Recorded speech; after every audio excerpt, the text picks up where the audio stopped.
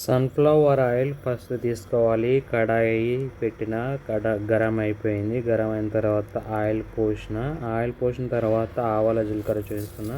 జీలకర్ర వేసేసిన ఆయిల్లో మంచిగా కాలింది. ఆయిల్ తర్వాత ఆవాలు వేసిన తర్వాత పచ్చిమిర్చి మన ఉల్లిగడ్డ కూడా వేసిన. పచ్చి ఉల్లిగడ్డ వేసిన తర్వాత మంచిగా గోలికాయ మంచిగా మిక్సీ వేసిన తర్వాత పచ్చిమిర్చి ఎల్లిగడ్డ రెండు కలిపి పెట్టేసిన. కట్ చేసి పెట్టినాయి అన్నట్టు. ఎల్లిగడ్డ చిన్న వచ్చేసి పచ్చిమిర్చి అలానే వేసేసిన. రెండు కలిపి పెట్టేసిన తర్వాత అయినాక కొద్దిసేపటికి తీయలేను.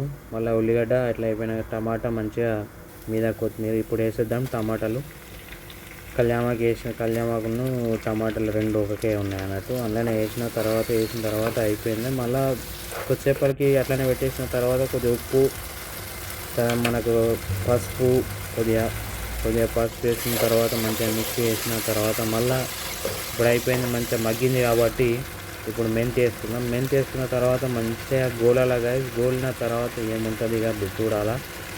హైలైట్ ఉంటుంది టేస్ట్ అనేది.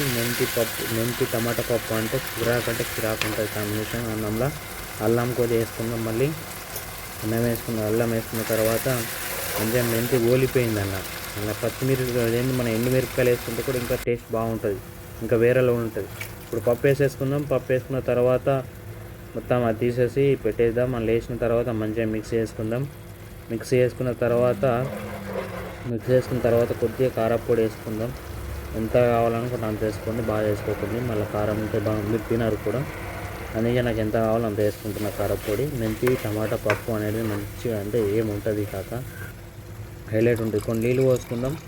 నీళ్ళు పోసుకున్న తర్వాత కొద్దిసేపు పక్కన పెట్టేసి మంచిగా ఉడికేదాకా అని చెప్పేసి పక్కన పెట్టిన తర్వాత ఉడికింది, అయిపోయింది. ఇది లాస్ట్ ఫైనల్ టచ్ అన్నట్టు. ఇక మెంతి టమాటా పప్పు కిరాక్ కాక ఇంకోసారి చేసుకొని తినాలంటే నోట్లో నీళ్ళు ఊరుతాయి మొత్తం. ఓకే కాక like and subscribe please support మీ. కొత్త వీడియోలు చూద్దాం.